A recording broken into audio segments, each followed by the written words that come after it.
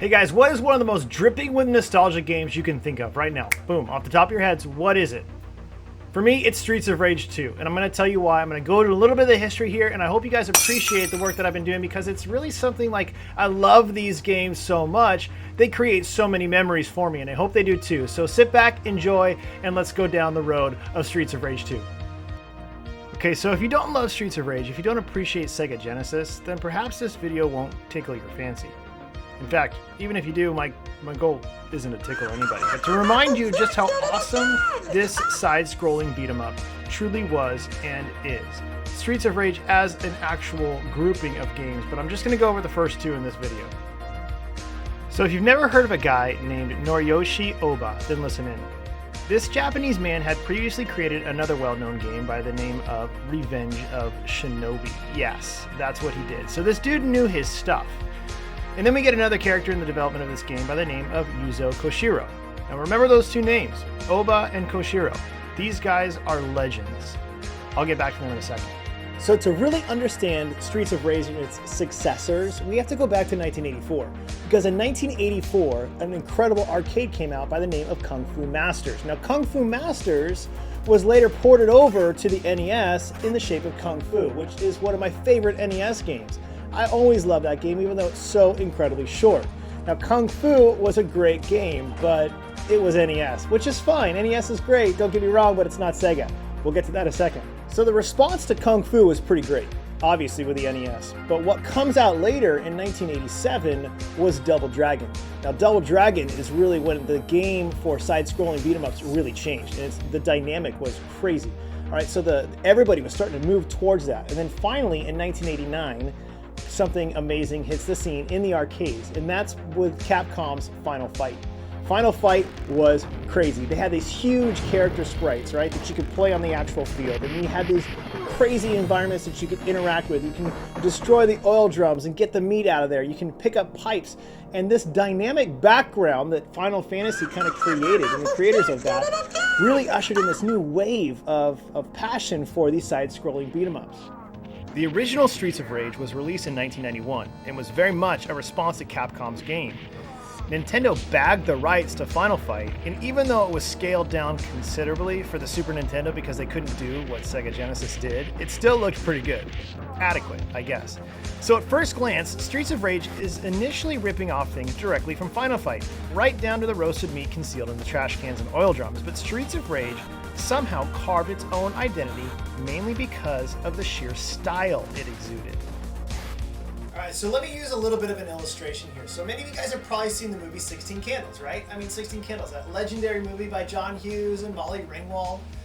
But if you guys remember in the very beginning of that movie, like Molly Ringwald's character goes into a gym, and inside the gym she sees her older sister showering. Now her older sister is one of the most popular girls at school, the most beautiful girls, right? She's this blonde, perfect girl.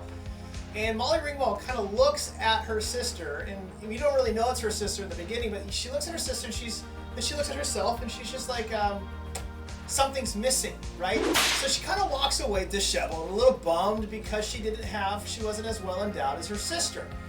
Now, I think of Nintendo and Sega Genesis in the same kind of light. Because to me, Super Nintendo put out Final Fight. Final Fight was great, it was nice, it was okay. It was like Molly Ringwald in that character. But Sega Genesis, and I think you know where I'm going, is Sega Genesis puts out Streets of Rage. And Streets of Rage is kind of like that supermodel in the shower because it was so much more inviting, it was sexy, it was so much more colorful, it was vibrant, and it did everything that Nintendo couldn't. So Sega Genesis generally did what Nintendo don't, right? I know that phrase, but at the time, actually, they were very right. And even the creators of Streets of Rage, which I'll get to in a second, Streets of Rage 1 and 2, decided to go with Sega Genesis because Super Nintendo couldn't put out the speed that the Sega Genesis platform had. Moving on, yes, I'm kind of biased because I like blondes, but so did most of the people back in the day when it came to this game. Anyways, martial arts, judo, and boxing provided the three playable characters with their own look and fighting style. And while the controls were simple, designer and director Noroshi Oba managed to create an empowering move set just from a few buttons. For example, a special move on A would call in the cavalry from the form of a police car, which launched freaking rockets onto the screen from an earlier point on the stage, wiping out all the enemies. I mean, this is as classic as it gets. Remember that guy?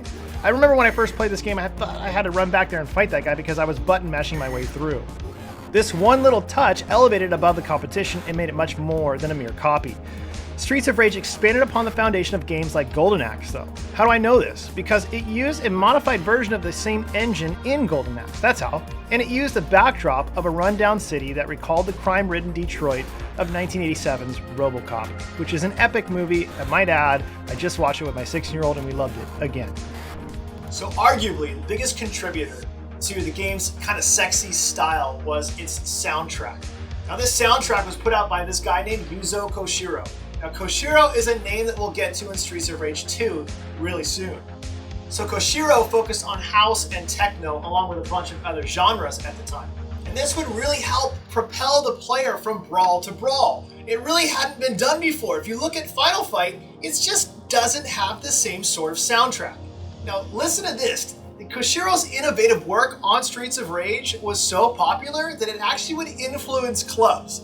I know, it sounds crazy. I don't know of any Nintendo game that ever influenced club music, but this by Koshiro really influenced the club scene, believe it or not. And I wasn't like a big clubber back in the day, like I really wasn't, but it totally influenced that, and I think that's fascinating. So with the first Streets of Rage completely done, Sega Genesis, even though it's a little bare bones today, if you like kind of play it, it's like, yes, it's okay. It feels a little bit like Double Dragon to me, a tiny bit. It's a lot better, but it feels a little bit like that. It feels a lot like Final Fight.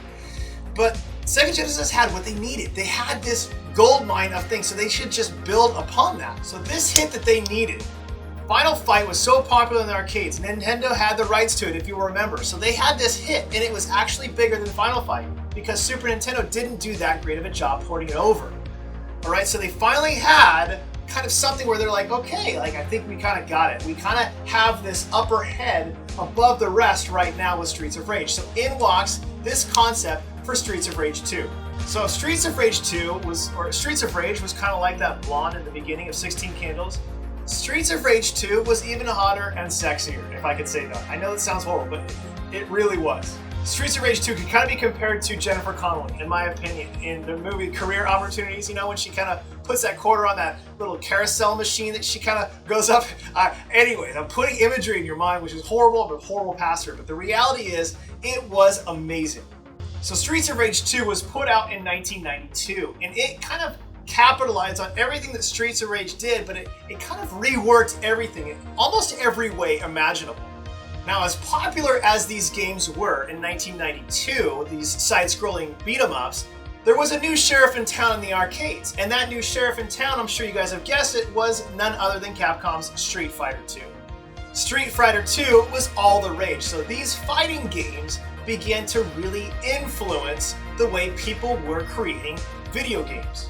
And if we can continue on in my pathetic illustration, Street Fighter 2 was kind of like the Cindy Crawford, okay? The Cindy Crawford of video games.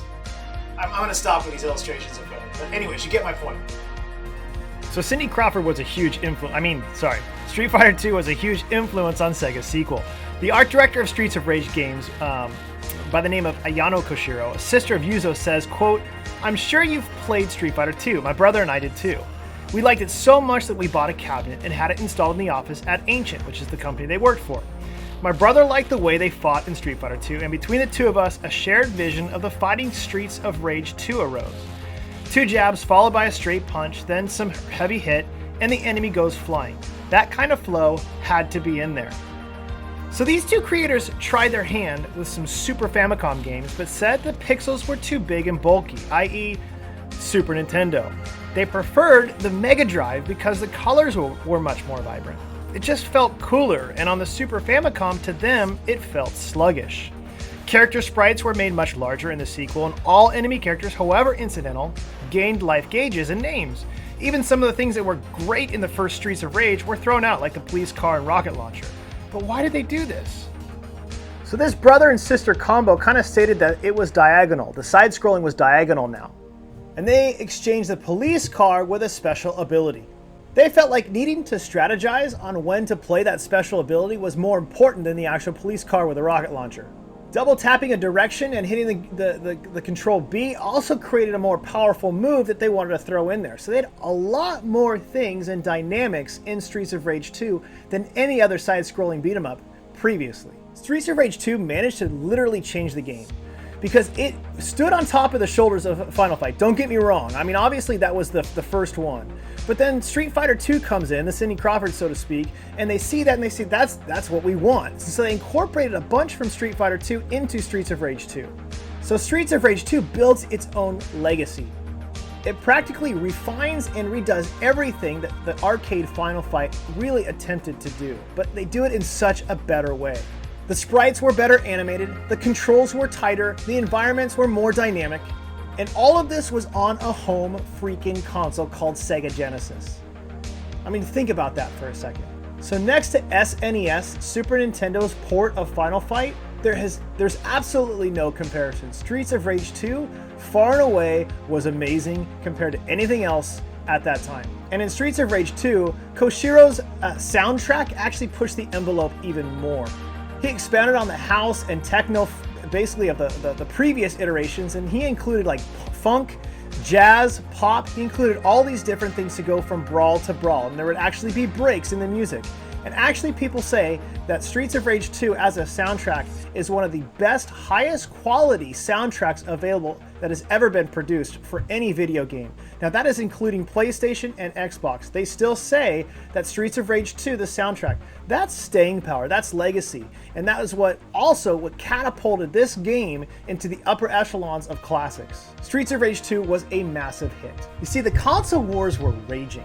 I mean, they were all out of control. When Nintendo put out Super Nintendo, when Sega Genesis put out the 32X, and then they put out the Sega CD, all these different things. But during this time, when Sega Genesis put out Streets of Rage 2 in 1992, Sega Genesis was king, and that's kind of undisputed. They were the heavyweight champions of the world. In the schoolyard of consoles, they were the bullies. They were the ones that kicked everybody's butt because they could. Their system was stronger, faster, more powerful, and it was more vibrant, more beautiful in their games. And they had games like Streets of Rage 2. They had games like Sonic the Hedgehog. They had games like Mortal Kombat Uncensored, right? In comparison to Super Nintendo at that time, there really is no comparison. And I think that's such a fascinating thing. When you get this snippet of history at this time of 1992, 1993, Sega Genesis was king. Sega fanboys would argue that truly Sega Genesis did what Nintendo. Streets of Rage 2, the Jennifer Connelly of video games, so to speak, the quintessential side-scrolling beat-em-up, and the biggest guy in the schoolyard. Nintendo was a bench warmer at that time. Streets of Rage with Sega Genesis was the starting line. They were the offense and defense of the entire team. They, in my opinion, carried consoles to the next level. So anyways, thanks for watching. I hope you enjoyed this. And my argument isn't very strong, don't get me wrong, but I love Sega Genesis, I love Nintendo, I love the consoles. But there's something nostalgic about Streets of Rage.